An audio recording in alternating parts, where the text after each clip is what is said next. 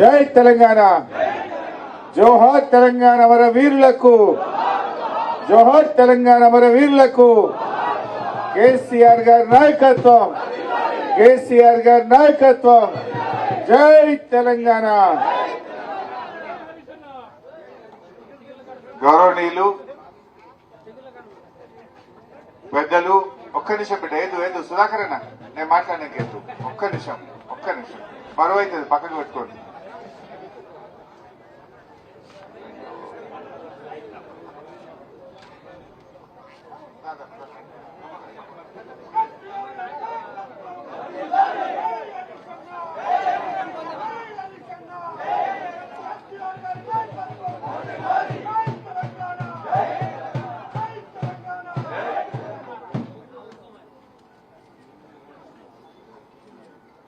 గౌరవనీయులు శాసన మండలి సభ్యులు పెద్దలు డాక్టర్ యాదవ్ రెడ్డి గారికి, మన నియోజకవర్గ ఇన్ఛార్జ్ గౌరవనీయులు ప్రతాప్ రెడ్డి అన్న గారికి, బీఆర్ఎస్ పార్టీ రాష్ట్ర కార్యదర్శి గౌరవనీయులు రాధాకృష్ణ శర్మ గారికి, మన మండల పార్టీ అధ్యక్షులు శ్రీనివాస్ గౌడ్ గారు, అదేవిధంగా మాజీ జెడ్పీటీసీ సుధాకర్ రెడ్డి గారు, అది ఇప్పుడే మళ్లీ పార్టీలో చేరినటువంటి ఎంపీపీ గారు బాలేష్ గారు, అంజిరెడ్డి గారు, అదేవిధంగా మా ఇంద్రసేనారెడ్డి గారు, అదేవిధంగా ఊడెం కృష్ణారెడ్డి గారు, జంబుల శ్రీనివాస్ రెడ్డి గారు, ఉపేందర్ రెడ్డి గారు, మా సుధాకర్ రెడ్డి గారు, అదేవిధంగా రంగారెడ్డి గారు, కవిత గారు, కనకయ్య గారు, ఇక్బాల్ గారు, నాగరాజ్ గారు, నాంపల్లి శ్రీనివాస్ రెడ్డి గారు, వడ్ల మధు గారు, కామల్ల భూమయ్య గారు, వెంకట్ గౌడ్ గారు, కోటయ్య గారు, ఎల్లయ్య గారు, మాజీ సర్పంచ్ గారు రామచంద్రారెడ్డి గారు, మాజీ ఎంపీటీసీలు, వార్డు మెంబర్లు ఆంజనేయులు, ఎల్లారెడ్డి, రాజు, మాజీ ఉప సర్పంచ్ ఐలయ్య, మా యువసేన అధ్యక్షులు ప్రకాష్ గారు, యువసేన యూత్ అధ్యక్షులు, సభ్యులు, మాజీ వార్డు మెంబర్లు, మాజీ సర్పంచ్లు, మాజీ ఎంపీటీసీలు, గ్రామ శాఖ అధ్యక్షులు, పార్టీ నాయకులు, పార్టీ కార్యకర్తలు, కుటుంబ సభ్యులు, ప్రతి ఒక్కరికి నేను పేరు పేరున హృదయపూర్వకంగా నమస్కారం తెలియజేస్తా ఉన్నా. నిజంగా మీరు అందరికీ ఆదర్శం. ఇవాళ తీగుల్ మొత్తం తెలంగాణకే ఆదర్శంగా నిలిచిందని చెప్పుకోక తప్పదు. ఈ మాట ఎందుకంటున్నా అంటే ఈవెన్ మా సిద్దిపేటలో కూడా లేదు. బహుశా వేరే పార్టీలకు ఉన్నదో లేదో నాకు తెలియదు, కానీ టీఆర్ఎస్ పార్టీకి ఒక గ్రామములో సొంత భవనం కట్టిన ఘనత తీగులు గ్రామానికి మా కార్యకర్తలకే దక్కింది. రాష్ట్రంలో బ్రహ్మాండమైన తెలంగాణ భవన్ హైదరాబాద్ ఉంది, జిల్లాకు ఒక తెలంగాణ భవన్ ఉంది, యాన్నన్న ఉంటే మండల కేంద్రంలో ఉండొచ్చు, కాన్స్టిట్యున్సీలో ఉండొచ్చు. కానీ ఒక గ్రామములో సొంత జాగ కొని సొంత పైసలతో పార్టీ ఆఫీస్ కట్టిన ఘనత మా తీగుల్ బీఆర్ఎస్ కార్యకర్తలకే దక్కుతుందని చెప్పి మనం చేస్తా ఉన్నాం. దాదాపు 17,84,000 రూపాయలు ఖర్చు పెట్టి ఇంత అద్భుతమైన ఆఫీస్ ను ఇంత సెంటర్ లో కట్టిందంటే నేను మీ గురించి ఎంత చెప్పినా తక్కువే అని చెప్పి మనం చేస్తా ఉన్నా. ఇది రేపు రాష్ట్రానికి ఆదర్శం. ఊరూరికి చెప్తా తీగులలో కట్టిన మీ సంగతి ఏందని అడుగుతాయిగా, అంత బాగా చేసింది. నిజానికి 2001లో పార్టీ జర ఆపు బిడ్డ, డబ్బు ఆపు నాన్న, జర నీడకుండు బిడ్డ, ఎండగొడుతుంది నీడకురా. 2001లో బీఆర్ఎస్ పార్టీ పెట్టినాడు జాగ ఉన్నారు. పార్టీ పెట్టినాడు జాగ ఉంటే ఇవాళ రజతోత్సవం జరుపుకునే రోజు బిల్డింగ్ ఇనాగ్రేషన్ చేసినాం. 10 సార్లు అంతేనా? పార్టీ పెట్టిన జాగొన్నాం. రజతోత్సవ సందర్భంగా, రజతోత్సవం మొన్ననే జరుపుకున్నాం వరంగల్, మీరందరూ కూడా వచ్చింది. రజతోత్సవ శుభ సందర్భంలో రేపు తెలంగాణ రాష్ట్రం ఏర్పడ్డ దినం ఎల్లుండి 2 తారీఖు. ఈ శుభ సందర్భంలో మనం ఈ పార్టీ ఆఫీస్ ప్రారంభించుకోవడం నిజంగా నాకు ఎంతో గర్వంగా ఉంది, ఎంతో సంతోషంగా కూడా ఉంది అని మనం చేస్తా ఉన్నా. కార్యకర్తలు చందాల రూపంలో కాదు, సొంత డబ్బులు మీ జేబుల్లో నుంచి డబ్బులు వేసుకొని మీరు ఈ భవనం కట్టించిందంటే నిజంగా మీరు చాలా గొప్పవాళ్ళు. అయినా ఈ గ్రామమే గొప్పది నా దృష్టిలో. తీగులు గ్రామానికి బాగా చరిత్ర ఉన్నది. ఏ ఉద్యమమైనా తీగులు ముందుంటది.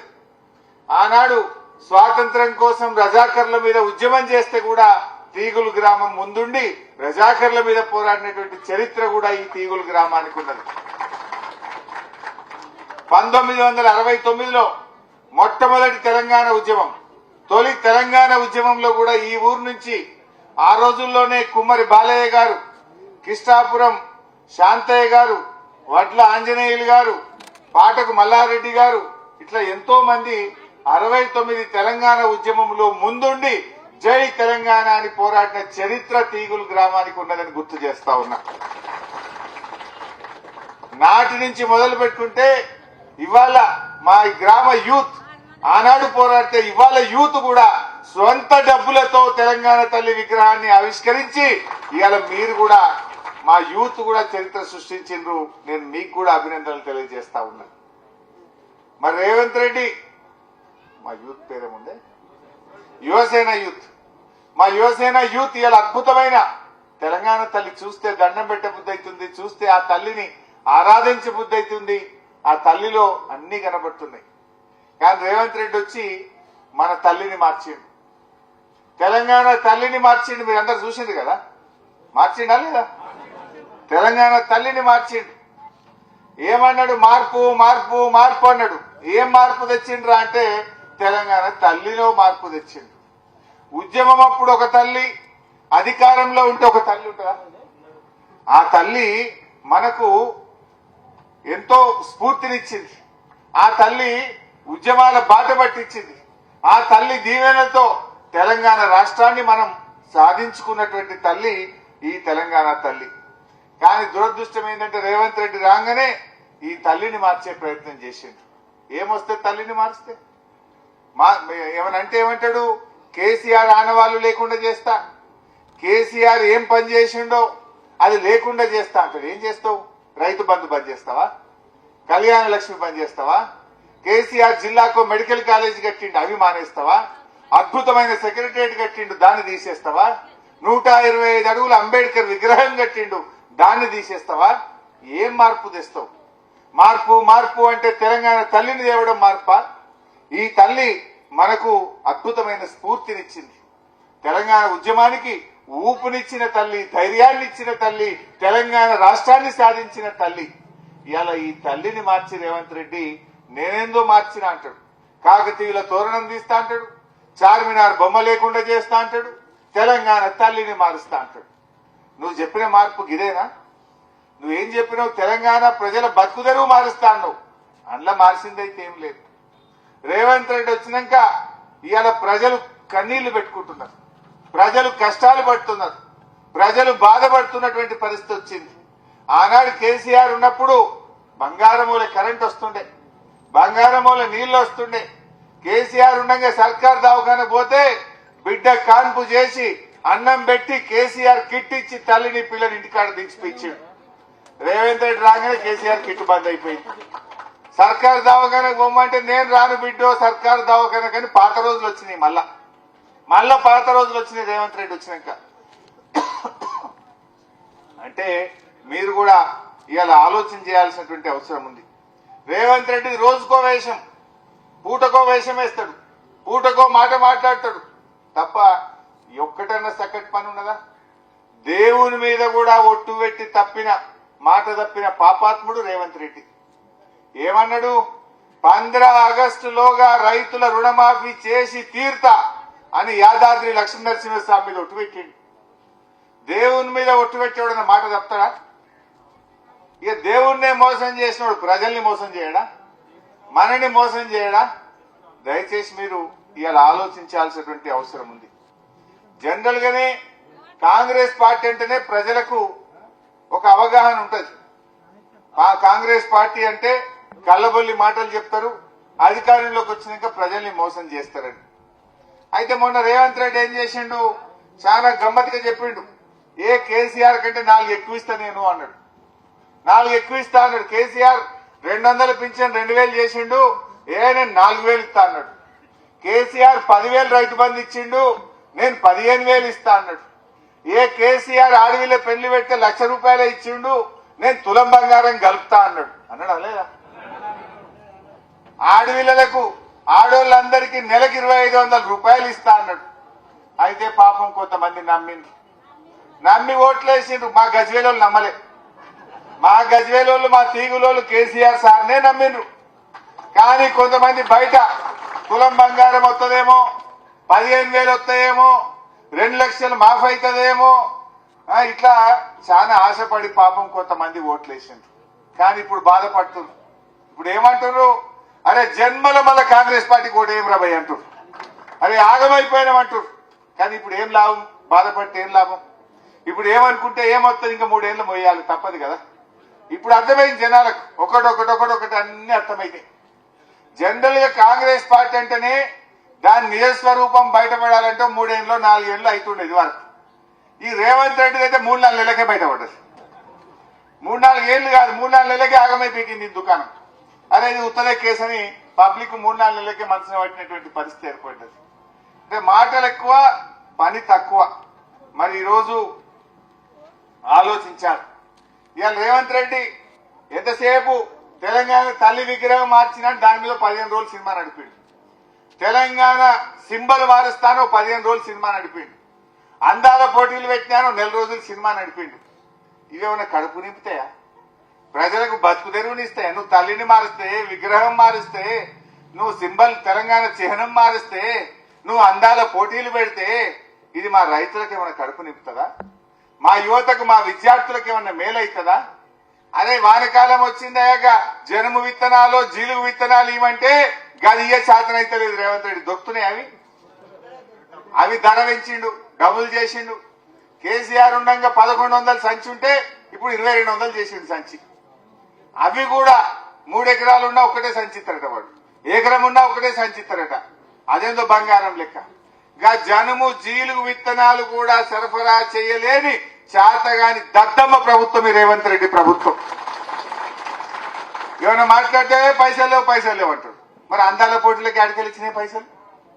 200 కోట్లు ఖర్చు పెట్టి అందాల పోటీలు పెట్టినాం. అందాల పోటీలతోని ఎవరికన్నా కడుపు నింపుతారా? ఇప్పటికున్నాయి వాట్లు. అందాల పోటీలతో ఎవరికైనా అనాపైసా సాయం జరిగిందా? వాళ్ళు ఒక ఆమె బ్రిటన్ ఆమె, ఇంగ్లాండ్ ఆమె చెప్పిపోయింది. ఆ అందాల పోటీలో ఈ రేవంత్ రెడ్డి చుట్టూ ఉండే 2 దోస్తులట, రేవంత్ రెడ్డికి బాగా సన్నిహితంగా ఉండే 2 ఆమెతోని అనుచితంగా ప్రవర్తిస్తే, ఆమెను ఇబ్బంది పెడితే ఆమె తమ దేశానికి పారిపోయింది. రేవంత్ రెడ్డి దోస్తులు ఆమెను ఇబ్బంది పెట్టింది అందాల పోటీలకు వచ్చిన వాళ్ళను. అయ్యా రేవంత్ రెడ్డి, నువ్వు అందాల పోటీలు ఒలగబెట్టినావు. నీ కాంగ్రెస్ పార్టీ నాయకులు, నువ్వు ఈ విందులు వినోదాల కోసం అందాల పోటీలా? నేను అడుగుతున్నా రేవంత్ రెడ్డి, అందాల పోటీకి 5 సార్లు పోయిండు, 5 సార్లు పోయిండు. అందాల పోటీలను చూడడానికి 5 సార్లు పోయినావు. అందాల భామలను చూడడానికి ఒక్కసారి ఒక మార్కెట్ యార్డ్కి వచ్చి వడ్లెందుకు కొంటలేవని చూస్తేందుకు నీకు టైం దొరకలేదా? జనుము జీలుగు విత్తనాలు ఎందుకు దొరకలేవని అడగనీకి నీకు టైం దొరకలేదా? 5 సార్లు పోయిండు అందాల పోటీలకు. గంట టైం దొరికిందా ముఖ్యమంత్రికి? ఇంకా వేరే పని లేదా నీకు? నీ దోస్తులు, నీ చుట్టుండే కాంగ్రెస్ నాయకులేమో పాపం విదేశాల నుంచి వచ్చిన మహిళల పట్ల అనుచితంగా ప్రవర్తించి ఈ దేశ గౌరవాన్ని, ఈ రాష్ట్ర గౌరవాన్ని దెబ్బతీసిండ్రు ఇవాళ ఈ కాంగ్రెస్ పార్టీ నాయకులు. ఆమె మధ్యలోనే పోటీలో నుంచి విరమించుకొని తమ దేశానికి పారిపోయిందంటే అది మనకు చెడ్డ పేరు కాదా? నువ్వు ఏం చేసినావు? మచ్చ తెచ్చినావు ఈ రాష్ట్రానికి. కోట్ల రూపాయలు ఖర్చు పెట్టి నీకేదైనా చూసే షోకుంటే చూసినవేమో తప్ప ప్రజలకు చేసింది అయితే నువ్వేం లేదు. 4-5 సార్లు పోయినావు, భోజనాలు చేసినావు, చాలా ముచ్చట్లు పెట్టినట్టు పేపర్లు, టీవీలో చూసినాం మేమైతే. ఇది ఎవరికి కావాలి? ఇది ఎవరిని ఉద్ధరించడానికి? జనుము జీలుగు విత్తనాలు ఇవ్వమంటే శాత కాదు, రైతు బంధు ఇవ్వమంటే శాత కాదు. పడ్డదా రైతు బంధు? వానకాలం ఎగదొబ్బిండు, యాసంగికి 2 ఎకరాలకు వేసిండు, మిగతాలకి ఎగ్గొట్టిండు. చెప్పింది 15,000 అందరికి ఇస్తా అన్నాడు, ఇప్పుడు కొందరికే ఇస్తా అంటుండు. ఇచ్చింది కొసరు, ఎగబెట్టిందేమో అసలు ఎగబెట్టిండు, కొసరంతా ఇచ్చిండు. ఇంతకు మించి ఏమైనా చేసిండా? ఇవాళ బాగా ఆలోచన చెయ్యండి. ఇవాళ ప్రజలు కూడా కోరుకుంటున్నారు మళ్ళీ కేసీఆరే రావాలి, మళ్ళీ బీఆర్ఎస్ ప్రభుత్వం వస్తేనే మా బాధలు తీరుతాయని ఇవాళ అందరూ కూడా కేసీఆర్ దిక్కు చూస్తున్నారు. తరుగు తరుగు అని అసెంబ్లీలో మాట్లాడిండు. ఎక్కడ తరుగు తీస్తలేం వడ్లు అన్నాడు. తీస్తురా లేదా? 3 నుంచి 10 కిలోలు తీస్తురు. నీ 11 కిలోలు తీసిరా? అగో ఏం పేరు నీ పేరు? మా లక్ష్మీనారాయణ 11 కిలోలు తీసినట్టు తరుగు. ఇక అసెంబ్లీలో మాట్లాడమే అంటే రేవంత్ రెడ్డి ఏమేమి తరిగే తీస్తలేం, తరుగు తీస్తే మరి పలుగు వలగొడతా అన్నాడు. మరి ఇప్పుడు ఎవరిని వలగొట్టాలి? రేవంత్ రెడ్డిని వలగొట్టాలి. ఇప్పుడు మా లక్ష్మీనారాయణ కుల్లా చెప్తుండు పబ్లిక్ మీటింగ్ లో 11 కిలోల తరుగు తీసిండు నాది అంటుండు. ఏ ఊరికి పోయినా 5 కిలోలు 10 కిలోల తరుగు తీస్తుండు. సన్న వడ్లు కొంటే ఇప్పటికీ ₹1 బోనస్ రాలే. 1100 కోట్ల రూపాయలు సన్న వడ్లకు బోనస్ బాకీ ఉన్నది. అది కూడా ఎగబెట్టాలని డౌట్ వస్తుంది నాకు.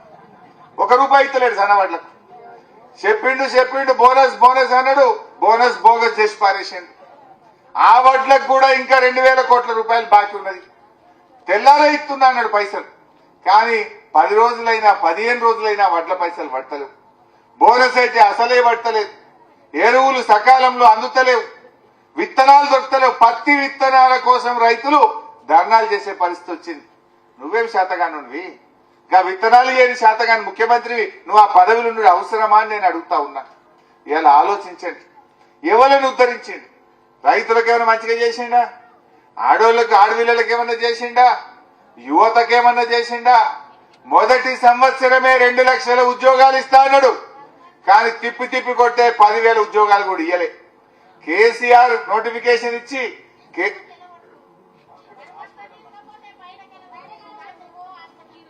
కేసీఆర్ ఆ రోజు నోటిఫికేషన్ ఇచ్చి పరీక్ష పెట్టి రిజల్ట్స్ ఇచ్చిన వాళ్లకు కాగితాలు పంచి నేనేదో 20-30 వేలు ఉద్యోగాలు ఇచ్చిన అంటాడు.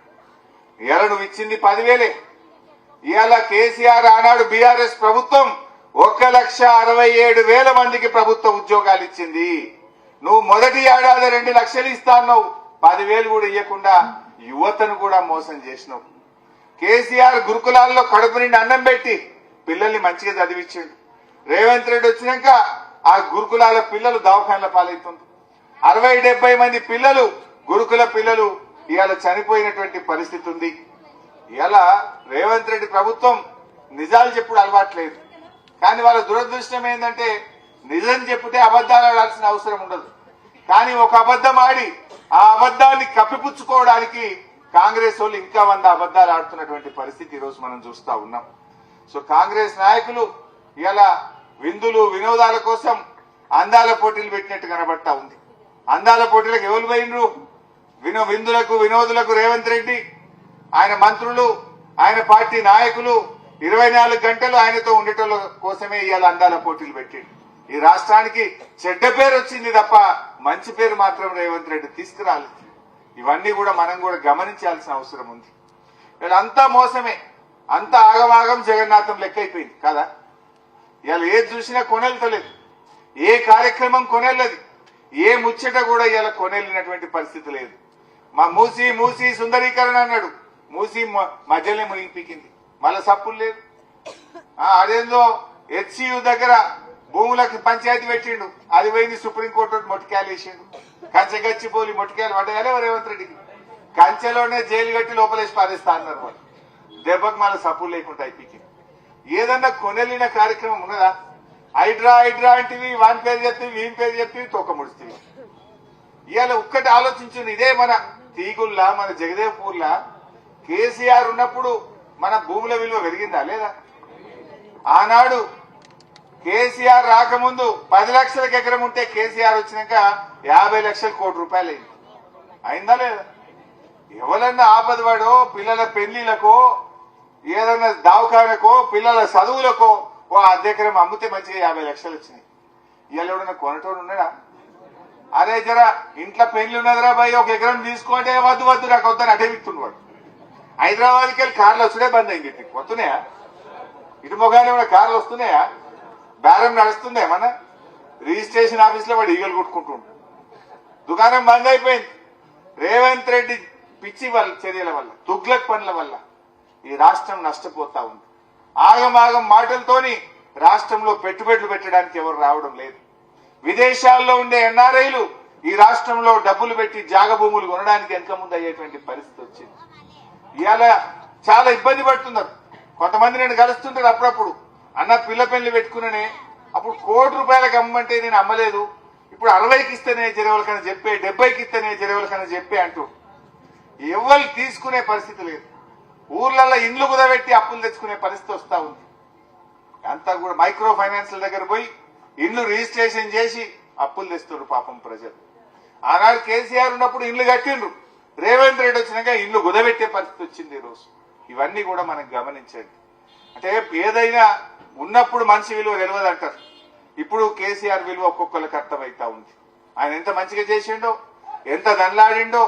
సాగు నోట్లో తలబెట్టి తెలంగాణ తెచ్చింది కేసీఆర్, తెచ్చిన తెలంగాణను నిలబెట్టింది కేసీఆర్. అప్పట్లో చంద్రబాబు చెప్తుండే, ఏమన్నాడు చంద్రబాబు అంటే, వెనకట ఆంధ్రలో ఎకరం అమ్మితే తెలంగాణలో 10 ఎకరాలు వస్తుండే, కానీ కేసీఆర్ ముఖ్యమంత్రి అయినాక తెలంగాణలో ఎకరం అమ్మితే ఆంధ్రలో 10 ఎకరాలు వస్తుంది అన్నాడు చంద్రబాబు నాయుడు. యాకుందా మీకు? ఇప్పుడేమైంది? రేవంత్ రెడ్డి వచ్చినాక మళ్ళీ ఉల్టాయి పీకింది. 10 ఏళ్లలో కేసీఆర్ తెలంగాణ నిలబెట్టిండు. కేసీఆర్ నిలబెడితే రేవంత్ రెడ్డి పడగొట్టిండు.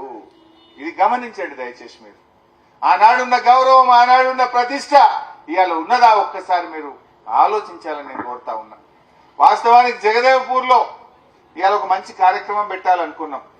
జగదేవ్పూర్ లో మా ప్రతాపన్న నాకు చెప్పి, ఈడ ఒక ఇండస్ట్రియల్ ల్యాండ్ తీసుకోవాలి, ఈడ పరిశ్రమలు రావాలి, ఇక్కడ నిరుద్యోగ యువతకు లాభం కావాలంటే గతంలో మన ముడిగడప, మన పలుగడ్డ ప్రాంతంలో ఒక 300-400 ఎకరాలు తీసుకొని ఈడ కొన్ని పెద్ద ఫ్యాక్టరీలు వేస్తే మా పిల్లలకు ఉద్యోగాలు వస్తాయని ప్రయత్నం ప్రారంభం చేసినాం. అదృష్టం బాగాలేక మన గవర్నమెంట్ పోయింది. ఇప్పుడు ఏడాది అర్థమయ్యా, అది ఎక్కడేసిన గొంగలి అక్కడనే ఉన్నది. ఇప్పుడు అది ముంగటికే పోతలేదు. నేను ఇప్పటికైనా డిమాండ్ చేస్తా ఉన్నా, అంత చేసి పెట్టి ఉన్నది. ఆ ముడిగడుపు ప్రాంతంలో ఇండస్ట్రియల్ పార్క్ ఏర్పాటు చేసి పరిశ్రమలు స్థాపించాలని చెప్పి కూడా నేను డిమాండ్ చేస్తా ఉన్నా. సరే, మీరు చేస్తే చేసిండ్రు, మీరు చేయకపోయినా 3 ఏళ్ల తర్వాత వచ్చేది మళ్ళా గులాబీ జెండానే, మళ్ళా కేసీఆరే వస్తాడు.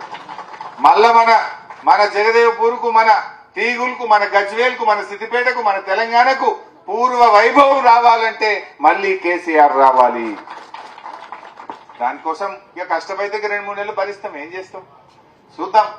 మారాలని కోరుకుందాం. మారితే సంతోషం, మారకపోతే వాళ్ళకి ఎట్లా బుద్ధి చెప్పాలో అట్లా చెప్పే పరిస్థితి ఉంటుంది. రాజీవ్ యువశక్తి అని పెట్టిండ్రు. కాంగ్రెస్ వాళ్ళ కార్యకర్తలకే ఇస్తున్నారు మొత్తం. కాంగ్రెస్ కార్యకర్తల జేబులు నింపడానికి రాజీవ్ యువశక్తి అనే పథకం పెట్టిండ్రు. అందులో కూడా ఏం లేదు. అందులో దళిత బంధు బంద్ చేసిండ్రు, ఎస్సీ కార్పొరేషన్ బంద్ పెట్టిండ్రు, బీసీ కార్పొరేషన్ బంద్ పెట్టిండ్రు, ముస్లింలకు ఇచ్చే మైనార్టీ కార్పొరేషన్ స్కీములు బంద్ పెట్టిండ్రు. అన్ని బంద్ పెట్టి దాని పేరు మార్చి రాజీవ్ యువశక్తి అన్నారు. ఏంది? కాంగ్రెస్ వాళ్ళని మేపనికి, వాళ్ళ నాయకులకు, వాళ్ళ కార్యకర్తలకు ఇవ్వడానికి పెట్టినటువంటి పథకం పెట్టిండ్రు. కేసీఆర్ ఉండగా ఏ స్కీమ్ పెట్టినా అందరికి ఇచ్చిండు. రైతు బంధు ఇస్తే అందరికి వల్లే ఊళ్ళే, కళ్యాణ లక్ష్మి ఇస్తే ఊళ్ళే అందరికి రాలేదా? చెరువులు మంచిగా చేస్తే అన్ని చెరువులు బాగా చేయలేదా? కేసీఆర్ కిట్ ఇస్తే దవాఖానకు పోతే ప్రతి ఆడవిళ్ళకి ఇచ్చిందా లేదా? కానీ వీళ్ళు వచ్చినాక కాంగ్రెస్ వాళ్ళకే ఇస్తారట, పబ్లిక్ ఇయ్యరట. వాళ్ళ మింగనీకే సరిపోతున్నది మొత్తం. ఇవి కూడా మనం ఆలోచన చేసుకోవాల్సిన అవసరం ఉంది. తీగులు గ్రామం మంచిగా అభివృద్ధి చేసుకున్నాం. బ్రహ్మాండమైన గ్రామ పంచాయతీ భవనం కట్టినాం. ఊళ్ళో డబుల్ రోడ్ అడిగితే చేసినాం, మోరీలు చేసినాం, చెరువులు బాగా చేసినాం, హాస్పిటల్లో ఫ్యామిలీ క్వార్టర్స్ కట్టించినాం, మీ అన్ని కులాలకు భవనాలు కట్టించినాం, గ్రామ పంచాయతీతో సహా అనేక కార్యక్రమాలు చేసినాం. ఇంకేదైనా ఉన్నా కూడా తప్పక మళ్ళా కేసీఆర్ వస్తాడు. నాకు బాగా అనుబంధం ఉంది. ఒకసారి చిన్న మాట చెప్పి బంద్ చేస్తే, ఇక చాలా చెప్పారు. ఇంకా మహబూబ్ నగర్ వేది ఉన్నది. ఒకసారి ఇక్కడ సర్పంచ్ ఎలక్షన్ అవుతుంది. మీరు ఎంత గొప్పోళ్ళు తీగిలోళ్ళు అంటే, ఈ గులాబీ జెండా పుట్టినాక 3 సార్లు ఎలక్షన్ అయితే 3 సార్లు గులాబీ జెండానే గెలిపించింది. ఇక్కడ బీఆర్ఎస్ పార్టీనే గెలిపించింది. సర్పంచ్ అయినా ఎంపీటీసీ అయినా ఎప్పుడు ఇండియా ఒకటే జెండా ఎగురుతుంది, గులాబీ జెండా. చాలా గొప్పోళ్ళు మీరు. అందుకే నేను కూడా మన గవర్నమెంట్ వచ్చినాక కేసీఆర్ నాయకత్వంలో తీగులోళ్ళు వచ్చి కాగితం ఇస్తే శాంక్షన్ అందుంటే ఏది కాదనకపోతుంటుంది. నాకు అంత ప్రేమ ఉంటుండే తీగుల మీద. ఒకసారి బహుశా సుధాకర్ రెడ్డి సర్పంచ్ నిలబెట్టున్నాడు. నేను ఇంటికి ప్రచారంకి వచ్చిన, తిరుకుండా గంట ముందు వచ్చిన. నేను గంట తర్వాత రావాలి, గంట ముందు వచ్చిన.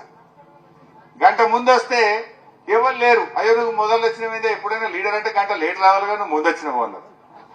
అన్నాక నువ్వు ఏం లేదు ఛాయ్ తాగు గిడ కూర్చోని ఇంట్లో కూర్చోబెట్టిరు నన్ను ఇదే ఇలా గిట్ల కూర్చోబెట్టిరు. నేను అర్ధగంట సేపు ఛాయ్ తాగే లోపల డప్పులు వచ్చినాయి, జనం జమ అయినరు, బ్రహ్మాండంగా ర్యాలీ అయింది, స్పీచ్ కొట్టిపోతే సుధాకర్ రెడ్డి బంపర్ మేయర్తో గెలిచింది. అంటే అంత మంచి గ్రామం. ఇక్కడ ఒక సార్ ఉంటాడు, బాలరెడ్డి సారే కదా ఉన్నాడా. ఆయన ఎంత గొప్పోడంటే ఈ ఊరు నిజంగా గొప్పది. ఎందుకంటే ఆనాటి నుంచి నేటి వరకు ఆ బాలరెడ్డి సార్ కూడా 2004లో రిటైర్ అయింది. 20 ఏళ్ల కింద రిటైర్ అయినా జీతం తీసుకోకుండా ప్రతిరోజు స్కూలుకు వెళ్లి పిల్లలకు చదువు చెప్పిన గొప్ప ఉపాధ్యాయుడు మా బాలరెడ్డి సార్. ఇవాళ ఆ బాలరెడ్డి సార్ కూడా మరి మీరందరూ ఒప్పుకుంటే నేను ఒక శాలువా కప్పి సన్మానం చేద్దాం అనుకుంటున్నా బాలరెడ్డి సార్. ఇంత గొప్ప వాళ్ళు ఉన్నారా? కూర్చో సార్, నువ్వు కూర్చో. ఈ కాలంలో ఇంత మంచి వాళ్ళు ఉన్నారా? నాకేమొస్తుంది, నాకేమిస్తాం అనే కాలం. శాత కాకపోయినా రిటైర్ అయ్యి 20 ఏళ్ళైనా ప్రతి సంవత్సరం ప్రతిరోజు కూడా స్కూలుకు వెళ్లి బాలరెడ్డి సారు చాలా చక్కగా మరి వారు చదువు చెప్తూ ఇవాళ ఎంతో మందికి ఆదర్శంగా నిలిచింది. మొన్నెప్పుడో రేవంత్ రెడ్డి మాట్లాడుకుంటూ ఒక మాట అన్నాడు. ఏమన్నాడంటే, గవర్నమెంట్ స్కూల్ టీచర్లు చదివే చెప్పరు, మీకంటే ఎక్కువ చదువుకోకుండా ప్రైవేట్ వాళ్ళు బాగా చెప్తారు అని గవర్నమెంట్ టీచర్లను కించపరిచేటట్టు రేవంత్ రెడ్డి మాట్లాడిండు. కానీ బాలరెడ్డి సార్ లాంటి గొప్ప సార్లు కూడా ఉన్నారు. రిటైర్ అయినా జీతం లేకపోయినా 20 ఏళ్ల నుంచి స్కూలుకు వెళ్లి ప్రతిరోజు ఆ పిల్లలకు చక్కటి చదువు చెప్పి లెక్కలు చెప్పి ఈ పిల్లలకు మంచి ఆదర్శంగా నిలబడ్డ బాలరెడ్డి సార్ కూడా ఉన్నాడు. అట్లాంటి సార్ మన గ్రామంలో ఉండడం కూడా నాకెంతో సంతోషం కలిగింది. అదేవిధంగా మొట్టమొదలు 2001లో వడ్ల బ్రహ్మయ్య ఉన్నాడా, చనిపోయిన పాపం. ఫస్ట్ గులాబీ జెండా ఎగిరినాడు ఈ ఊర్లో వడ్ల బ్రహ్మయ్య. గులాబీ జెండా ఎగిరేసి మొట్టమొదలు జెండా కట్టినాడు వడ్ల బ్రహ్మయ్య. అట్లా వీళ్ళందరూ అంటే ఆ రోజు ఫస్ట్ గ్రామ శాఖ అధ్యక్షుడు ఆయన సెలెక్ట్ చేసారు. నేను వస్తే మొట్టమొదలు జెండా ఎగిరేసినటువంటి వ్యక్తి బ్రహ్మయ్య గారు. ఆయన కూడా ఈ సందర్భంగా యాద్ చేసుకుంటున్నాను నేను. ఎందుకంటే ఎవరైనా మనం మర్చిపోవద్దు, మర్చిపోవద్దు. పుట్టుక యాది కుట్టుకుంటే బరకత్ ఉంటది, సంసారం మంచిగా ఉంటది. కానీ ఇవాళ వెరగంగానే నేను ఏందో అంటే నడుతుందా? మొదలు జెండా కట్టినోడు ఇక మొదటి గ్రామ శాఖ అధ్యక్షుడు బ్రహ్మయ్యనే కదా. మరి ఇవాళ ఇంత మంచి భవనం అయిందంటే మా కార్యకర్తలే కదా. నేను రావచ్చు, కొబ్బరికాయ కొట్టొచ్చు, రిబ్బన్ కత్తిరియచ్చు. దీని వెనుక కష్టం మా తీగుల్ గ్రామ బీఆర్ఎస్ కార్యకర్తలది, మా మాజీ సర్పంచ్లది, మా మాజీ ఎంపీటీసీలది, మా వార్డు మెంబర్లది, మా గ్రామ శాఖ అధ్యక్షులది. చాలా చక్కగా మీరు ఈ కార్యక్రమం చేశారు. చాలా రోజులు వాయిదా పడ్డా కూడా ఇవాళ మాత్రం నాకు కూడా చాలా సంతోషంగా ఉంది. ఇంకేదైనా దీంట్లో ఫర్నిచర్ కానీ ఏదైనా అవసరం ఉంటే నేను తప్పకుండా మీకు ఏం కావాలో చెప్పండి. గ్రానైట్ కావాలంటుండే మా ప్రతాపన్న, గ్రానైట్ పంపిస్తా. దీనికి అవసరమైన ఫర్నిచర్ కూడా నా సొంత డబ్బులతో పంపిస్తా అని చెప్పి కూడా మనవి చేస్తూ మరోసారి మా కార్యకర్తలకు, మా నాయకులకు శిరస్సు వంచి నేను కృతజ్ఞతలు, ధన్యవాదాలు తెలియజేస్తూ ఇంత మంచి కార్యక్రమం చేశారు. జై తెలంగాణ.